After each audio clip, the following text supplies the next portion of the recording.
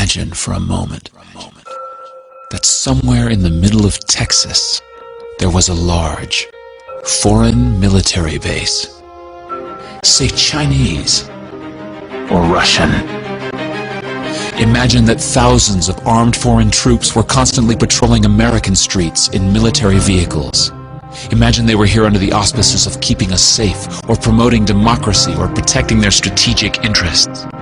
Imagine that they operated outside of U.S. law and that the Constitution did not apply to them. Imagine that every now and then they made mistakes or acted on bad information and accidentally killed or terrorized innocent Americans, including women and children, most of the time with little or no repercussions or consequences. Imagine that they set up checkpoints on our soil and routinely searched and ransacked entire neighborhoods of homes. Imagine if Americans were fearful of these foreign troops and overwhelmingly thought America would be better off without their presence. Imagine if some Americans were so angry about them being in Texas that they actually joined together to fight them off in defense of our soil and sovereignty because leadership in government refused or were unable to do so.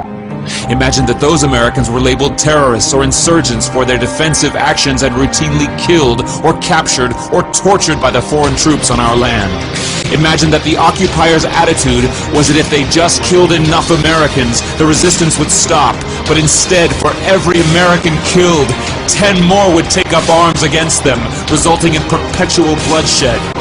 Imagine if most of the citizens of the foreign land also wanted these troops to return home. Imagine if they elected a leader who promised to bring them home and put an end to this horror. Imagine if that leader changed his mind once he took office. The reality is that our military presence on foreign soil is as offensive to the people that live there as armed Chinese troops would be if they were stationed in Texas. Shutting down military bases and ceasing to deal with other nations with threats and violence is not isolationism. It is the opposite. Opening ourselves up to friendship, honest trade, and diplomacy is the foreign policy of peace and prosperity.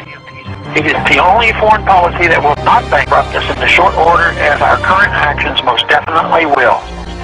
I share the disappointment of the American people in the foreign policy rhetoric coming from the administration. The sad thing is, our foreign policy will change eventually, as Rome's did, when all budgetary and monetary tricks to fund it are exhausted.